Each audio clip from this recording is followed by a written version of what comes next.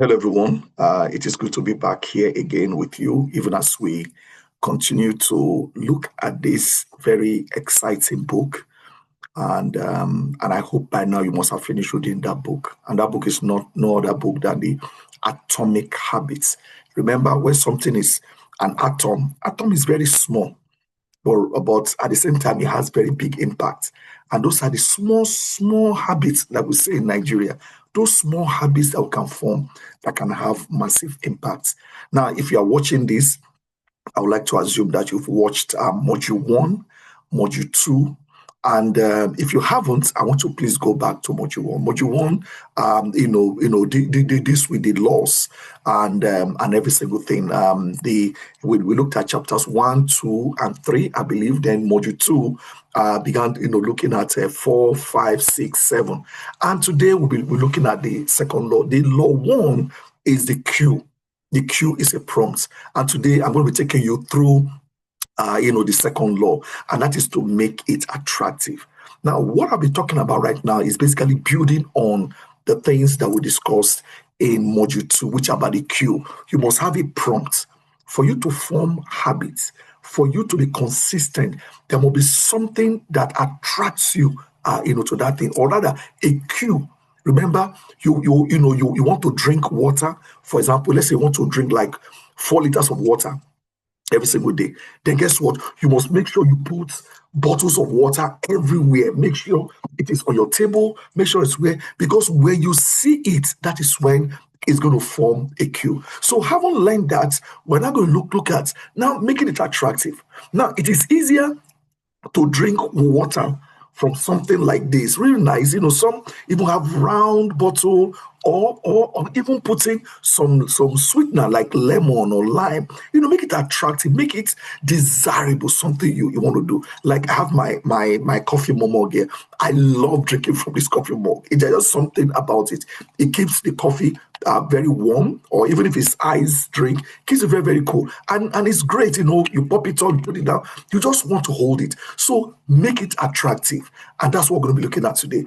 I'm going to be taking you through some biblical principles that you can apply, and also some of the principles in the Bible, in the book, that you're reading. So if you have not read this book, I want to encourage you. You cannot fail at your number one habit formation. All right. So we're going to be deconstructing this. Some of the things I'm going to be saying here will be building on the things that I said in module two. Okay, talking about desire. So we're going to be looking at it in three different lenses, just like this.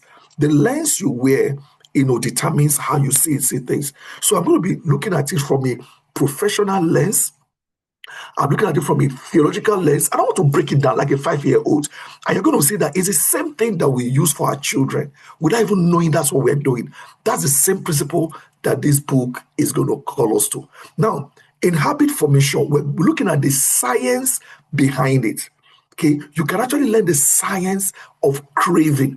Why is it that some people, sometimes there are things you enjoy doing, and there are some things you don't enjoy doing? You're going to learn the science, and you're going to understand, what they call the neurological and cultural gravity. There's gravity is something that pulls you to something, or pulls something to something. You're going to be learning that cultural gravity that pulls our daily action. Why is Emmanuel the way he is? Even in the conference where I'm in, people that have not seen me for as much as 15 years, they see me, they were like, wow, Emmanuel, you have not changed. How do you remain constant? I'm talking about physical change, how your passion will still be the same. Then we're going to look at what the Bible talks about sanctification. Then how we'll be able to sanctify the desire. And doing that one, meaning we're going to learn how to elevate the circular strategies into spiritual transformation and alignment in our heart. In other words, we are going to take these principles and we're going to look at how the Bible encourages us. Then finally, I'm going to be looking at the elemental simplicity. By the time we are done, you're going to find out that it is actually very simple. Beyond the big grammar, beyond the illustration, you're going to find out that it's very, very simple. I tell people that as a teacher, my job is to take complex things and make it very, very simple. And you're going to find out how simple it is. But before we do that, let's go to this thing called anticipation. And now, as I'm speaking, I know you are going to start thinking about various ways that you have applied this without even knowing. See, anticipation, like they say, is a true engine of human action. There's a graph here. Let me pick up my pointer. Just give me a second. Let me pick up my pointer. All right. So there's a graph here. Let's take a look at that graph. On the x-axis here, is it the y-axis? Okay, let's say on the vertical line here, you have the dopamine level. Dopamine is that drug, that's chemical that makes you feel good, that gives you a high. It's like a drug, really. God is the one that has that place in there. Whenever you win, it releases, you want to do it again. And on here is over time. So you see, the dopamine anticipation curve, that's how it happens. It's actually the anticipation, the cue. Remember the cue? Anticipation is the cue, what you see, and the craving, why you want that thing. That is what builds up anticipation. It is not the fulfillment. Okay, because a lot of time you say, oh, I want an iPhone. I want an iPhone. Eventually you get that iPhone happen, it goes down. Oh, I want whatever. You can see that is not what sustains you. It is the anticipation. So if we understand how anticipation is built, how this works, you can actually engineer it. All right. If you know how this thing works, you can engineer it. And that's why we say it is not anticipation of a reward. A lot of you have set goals. It is the anticipation of a reward, not the fulfillment of it that drives you. So if you allow fulfillment to drive you, it's not going to work. But look at the anticipation. It's like you wanting to go and watch a movie that you really like. That anticipation will make you do crazy things. It's like you traveling to a country. You will not bother the harassment. Some people are going to sit in very uncomfortable seats because of anticipation of getting to where they are getting. So it is not just focusing on getting where you're getting, which is your goal, but it is the mechanism that happens. So today, I put it before us that your habits must be actively designed in a way to be attractive because of your brain. That is how habits happen. So we are wired to chase anticipation of pleasure. Oh, I can't wait to drive this car. Oh, I can't wait to get home. Oh, I can't wait to eat that food. That is what drives us rather than the pleasure itself. It is the anticipation. Now, let me teach you a maths. Maths, you can do it. I'm going to say that this thing works for everyone. So you can engineer your own anticipation using this temptation building equation. So, how do you do it? Now, pick off anything that you need to do. That's a need. Most of the time, the things we need to do are not things we want to do. Even Paul himself in the Bible said, I know the good I need to do, but that's not what I do. Like, you need to read your book. It's a need. Oh, you need to service your car. It's a need. But a lot of time we do something else. So what you need to do now to engineer it is that take that thing you need to do, like read your book, study your maths, iron your clothes, wash your clothes, those things that's a need, but we don't really like to do them. I want you to add it. We talked about that in the last episode. Stack it up with an action that you really want to do. An action, it might be drinking coffee if you're a coffee lover. It could be watching a movie. It could be playing a game. It could be calling your friend. No, stack it up. Put it together. It could be listening to your favorite music. Oh, that's what I really want to do. So why don't you put that need into that? Okay, then being able to want to do that thing now makes it attractive. You cannot wait to, because you know that seeking to do that thing will bring the thing that you really want to do. So that's how you can pursue. And I want you to think of several things. Think of several things. Let's say something like, let's say, again, I keep thinking about reading your book. Reading your book for examination, or washing your car, or ironing your clothes. And you're like, we do with our children. And we say, if you don't do this, you'll get your chocolate. Immediately their brain now attracts and is able to stick the pleasure of want to take chocolate to this thing. Guess what? Doing that chore becomes very, very easy. Doing that chore becomes very. I'm going to move very fast because I want you to go and read this book. Okay, and I want you to understand. So look at the strategic, temptation bundling. I'm doing more examples here. Example is, for example, you have the high mean wants, like listening to your favorites Afrobeat music, checking social media, drinking your premium coffee, like me. I mean, I'm using things that I like in the next 2 hours. I'm going to be going on a boat ride with some other people here in Boston. But before that boat ride, I have a class. I'm going to leave it right now. I actually came up to come and do this, recording. But the anticipation of that boat ride that I'm going to have, the tickets already bought, will make going to that class attractive, because I have to now go downstairs, go to the hall. I'm going to sit down there because I know there's going to be a reward. So find that high dopamine want that you crave, then link it up with a high friction need. It could be processing your email. I don't like that. You see how processing email might be difficult, but scrolling down on social media is easy. All right. Reviewing your monthly financial reports, organizing your workplace. So the application here is that I will only listen to my favorite, podcast while I'm processing my inbox. For example, I love to read, and I do audio books a lot of times. So what do I do? Some of you already know.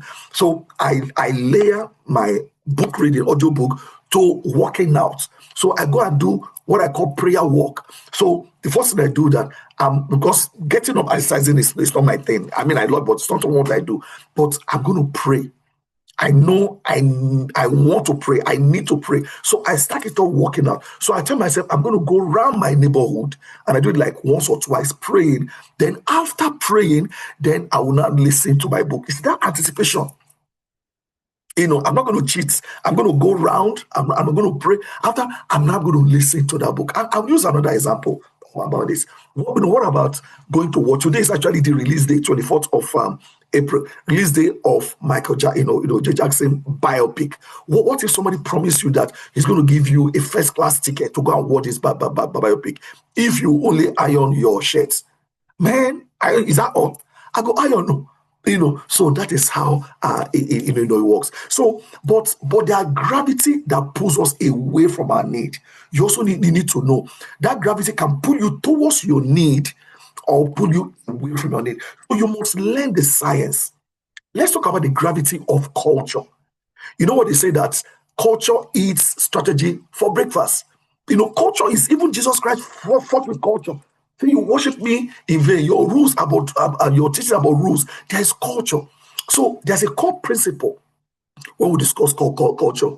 So every time, without knowing, we subconsciously we actually imitate the habits of 3 distinct groups. And I'm going to share those groups. And that's why where you live, begin to influence you. The kind of people you live, your family, for example, your family, your social circle that you have, they have very powerful, pull, on your life. So leaders must cultivate, and we advise that you must make sure you cultivate an environment where the desired behavior that you want, is the normal behavior. I remember when Martha and I, we went to work in Ilorin. Can you imagine? I was born in Lagos, live in Lagos, all my life. The very first time I'm going to go and spend 2, 3, 4 months, 5 months, 1 year outside Lagos is Ilorin. You can imagine me going to Ilorin. I lived at a place called Tanke. It's still there. Tanke, and I will come to the post office, and we'll not take a car. That was car. I don't think they still have buses today. It's car. You can imagine the very first day I was at the car. The car was coming. I was running. You know how we rush in Lagos now? Enter Molue. I was so embarrassed when somebody say, I want Reko. That is the Lagosians. They are going to run, and I just pulled down. Because my environment, people don't do that. It is a lorry. I found out that a taxi driver or a cab driver will just drive. Then when it gets to the slope, it switches off the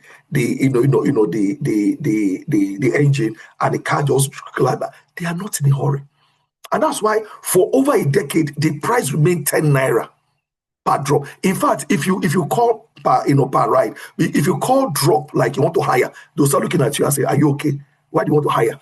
Are you 419 or whatever? That is the kind of environment. So after about 1 year or so, living in London, the first time I came to Lagos for a conference, I came to Lagos and I was at Ojuelegba. I was at Ojuelegba. I had panic attack. And some people were like, because my environment has influenced me. So if you want to, cultivate a particular habit, make sure you put yourself in the environment. If you want to learn how to save money, join a cooperative of people who think so. If you want to learn how to meet your goal, that's why you are in SAMP. That's why, you have those things. So there's a sphere they call the close family sphere and friend. So what are your family and friend look like? Because that's the culture you're going to have. Then the many societies that you belong, or the social norm. I belong to the Chartered Institute of Human Resource Management. I belong to the Nigerian Institute of Training and Development. I belong to the Toastmasters. I belong to the Life Coach Association. You see, you have to belong to where people that are going to where you want to go. You can't want to improve your public speaking English, and you're joining in English, and you're joining a Swahili, club. They're not going to take you to where you're going. Then you look at the powerful force that comes, that gravity. Those with status and influence. Can you imagine people are going to watch Michael Jackson today dressing like Michael Jackson? It has a power of influence. Who are the people that can influence you? If you want to be the best coach, and I want to be the best coach, guess who coached me? The best coach in Africa, African number one coach, Dr. Larry Olushola. I had to go to the best. Whatever you want to do, you have to go to the best. You have to, because you want that influence. So why many of us today don't have habits, good habits that stick? Could it be because of the you have surrounded yourself with? So your habits are unknowingly pulling you by the gravity of three distinct tribes. They can be pulling you towards it, they can pull you away. So you have the inner ring, you have the middle ring, and you have the outer ring. That is the powerful, that is those with status. You don't know them. No, people have not met Michael Jackson before, but he has so much influence on them. A lot of people have not met Donald Trump before. He has so much influence there. So those with status, those with prestige, those with influence. So what we do is that we imitate them to earn their respect. You see, without knowing it, all these influencers. The number two in the middle ring is now the people that are a bit closer to you. Corporate culture where you work, very, very important. And that's why we imitate them so that we can fit in to avoid standing out. So where you work, you say, oh, let me do this because I want to be on the good side of Oga, or I want to get promoted. Without knowing it, that culture is pulling you because of what you desire. Then you have the close ring, the inner ring. And that is very, very important. To me, that is even the most important. Your family, your intimate friends that you have, your direct colleague, those people that are closest to you. I was sharing the other day, okay, that was a devotional. I have my son, some of you know, if you know my son, he's a very considerate guy. To a fault, sometimes to a fault. So if you give him something, no matter how small, he is so grateful. He's so appreciative. So there was a time he wanted to pay a school fees. So he had a choice of either paying it per semester, which you can pay small, or paying it one whack. And I said, Harry, no, we're going to pay one whack. In my mind, I'm paying one because I actually save money. But in his mind, he's being considerate that, oh, my dad is really trying. That's the kind of person he is. So my wife and I were talking about it. It was like, my wife said, I think it's the way we raised him up. He has seen us. We are considerate. We are whatever. So right now we are thinking, come on, man, you need to be less considerate. You know what I mean? And sometimes we are worried, that if he is too considerate, people might take advantage of him, or he might not be able to take what belongs to him. He might want to just be too over considerate. So the truth is that we don't really choose the habits in isolation. Whatever habit you have, whether it's bad habits or good habits, whether it's smoking, gambling, womanizing, reading, saying the truth, being considerate, whatever, all these habits are things that we adopt those habits in those tribes. Those things are things that they that actually give us those habits. So it depends on the tribe you belong to. So today I want to encourage you, whatever you want to achieve, whatever those goals are, consider the kind of people that are around you, the kind of people that you share with, the kind of people that are influencing you. If you don't get the right influence, then you're not going to meet that goal. Even as we're in courts, I want you to watch out. Who are the people that can help you? I'm going to run very, very fast. And so, as all of us, we are leading here. So, as leaders, we must actively create the environment where desired behavior becomes the normal behavior. Okay, where what you desire becomes the normal. Okay, if you want to stay fit, then make sure you allow yourself people who stay fit. Make sure you are watching health channel. Make sure you enroll yourself in a gym. When you go to the gym, look out for the person who is very serious. Get to know that person. Get to know that person. Make sure you create your environment. Many times, people don't know that we are products. People think we are product of environment. We are product of our choices. So choose your own environment. It's very, very important. Do not, rely on individual discipline. Oh, I will do it. Yes, that can take you a while. But when you design your organizational culture, where you surround yourself people who can help you get to where you're going, it's going to stick much more longer. Because true transformation, it requires a shift from your circular mechanism to a spiritual alignment. So let's look at your spirituality also. Let's look at your craving matrix, what I call the craving matrix. And on the far left here, look at the engine of action, things that drive you. We're going to look at your core strategy. I'm also going to be looking at your environment. Those three things.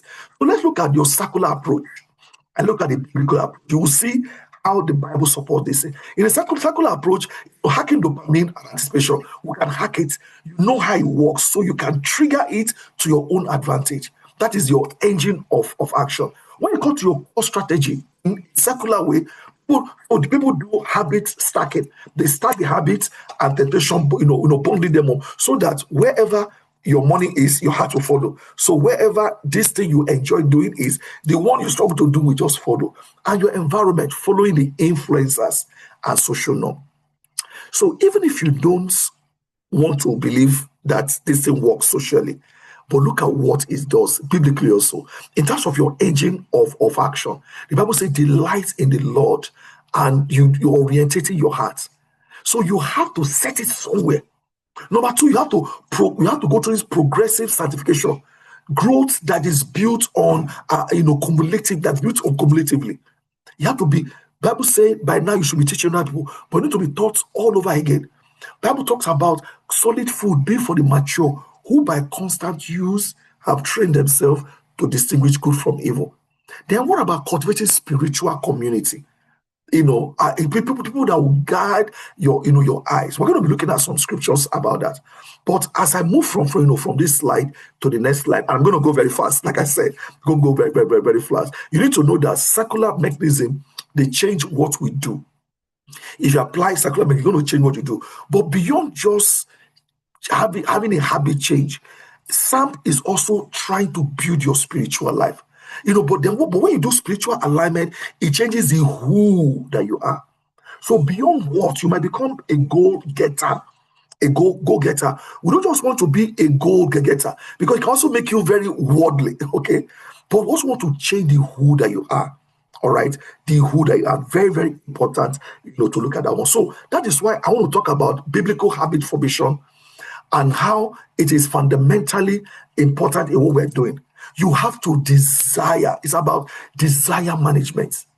Psalm 37 verse 4 says, take delight in the Lord and he will give you the desires of your heart. So what do you desire today? Okay, you can do it the worldly way. You can chase desire and you're going to find your delight. You can chase it if you want to. But if you want to do it the kingdom way, I would say just fix your desire. Fix your delights on God, and he will actively reshape your underlying craving. And this is how you can beat even bad habits. All right, you can beat bad habits by simply looking at that. So scripture is very, very clear. He who surround himself with who you surround yourself with will eventually dictate what you perceive as normal. Surround yourself with people who are drunk, who are 419. After a while, you still thinking that, well, that's how we do it. They will tell you if you can't beat them, join them. They will tell you, people that do 419 say, oh, we are doing back to Igbo people what they did to us, whatever. After a while, you might resist it initially. After a while, you start becoming that way. So Bible says, do not be misled. Bad company corrupts good, very good character. Even as we are here now, I want to take advantage of Sam. See, if you want to build a spiritually and professionally, robust habit, then you must place yourself in the community. That's why you cannot miss. In your WhatsApp group, are you showing up? Are you an active participant? Even in the KSS that we're doing every month, you need to be there. Make sure you are in there. Else, you know how they will say, come and look at us. So, not after we have gone. You start asking, oh, how did they do it? How did they achieve it? How is this person? Whatever. No be jazz. No be village people. You have to learn what they are doing. Be able to put in the time. So you also need to learn to guard your people in your proximity. The people that influence you the most, your close friends, your society. You have to make sure you are in a spiritual community. Because all these things that we're teaching you, if you are not in your spiritual community, you're going to use it for the world. It's very, very important. Make sure you get your spiritual community. I'm writing up right now. And make sure you stack all these things together. Again, another illustration. You look at the things that you need to do, the things you want to do. The one you really desire, listening to favorite music for example. Link them together today. It can be trying to lose weight. It can be trying to read the Bible. It can be trying to wake up early in the morning. It can be whatever. Link it with something that you're already good at. We do, with our children, and we get them to walk. Okay, and we make it very simple. Make it fun. Make whatever you want to do. Oh, you want to go and exercise. Rather than exercising and you are bored, play music. A lot of times, there was a time I used to go to a gym in India. I wake up in the morning, I'll go to this gym in India. And that gym in India, because they have this, the treadmill has a TV. I can listen to news at the same time. You can't imagine. So I'm running, but I'm listening to news. And I enjoy listening to news. So I made it fun. I made it so much fun. It's the same thing today. The same thing today. To you about the triangle of habit formation and breaking habit. But this is another triangle again. This is how the habit, which is a craving architecture. What you crave comes from an anticipation, that dopamine. Then, so something that's very simple. You don't crave something that is difficult. You crave something that is very simple. Then the delight. You put it together. This is how you can sustain an attraction. Right? Break it down. The easiest way to make something simple is to break it down. Whenever you look at, if you look at the chunk of clothes in your laundry, you're like, when will I ever finish this one? But can you imagine if you only say, I will only wash 2 in a day? Anybody can do that.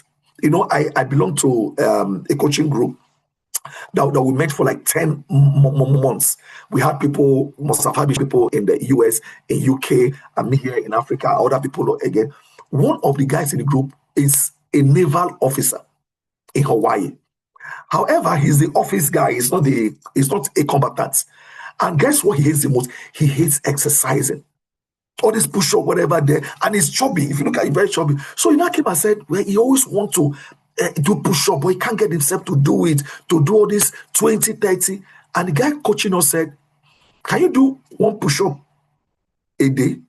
The guy was like, what do you mean 1 push-up? No, just 1. Don't do. He said, I can do 1 push-up. Okay. By the time we used to meet every Thursday or Friday. He said, by the time we meet next week Friday, just come and report that you've done 1 push-up. And when the day the guy came, the guy was so excited. He said, I did more than 1 push-up. He said, just keep it going. By the time the 10 months was over, the guy has lost weight that he wanted to lose. The guy was doing many push-ups because he was not looking for doing 50 push-ups. Just 1 push-up a day. That's all they asked him to do. Just 1 push-up a day. And that is where this law becomes very, very sustainable. You need to do something that is sustainable.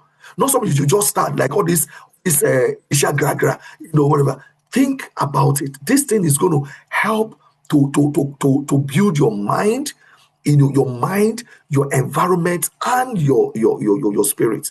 And when all of them align, then you see that your attraction will now grow.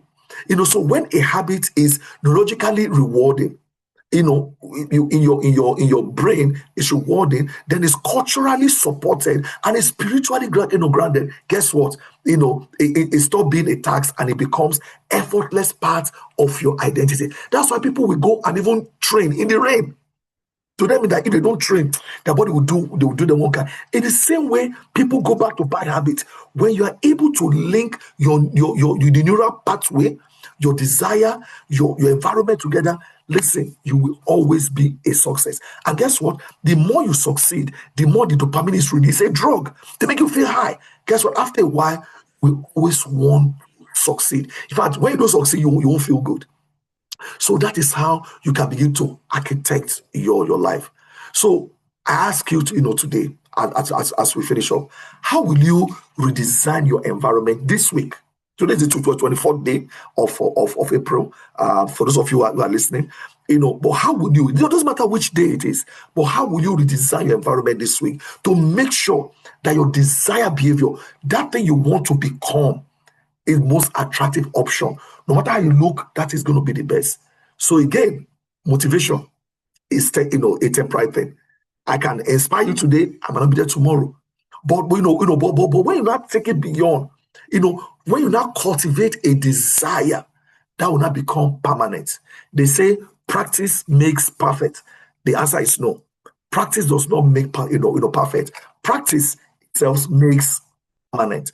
So I hope you enjoy this little module. I can't wait to see you guys in module 4 as we begin to do it. And we are going to finish this book. And by the time we finish this book, you are going to learn, you are going to grow. Even as I'm growing also, whoever teaches once learns twice. And may God bless your hustle. And may God bless everything that you want to desire for yourself. I'll see you in the next module. Bye for now.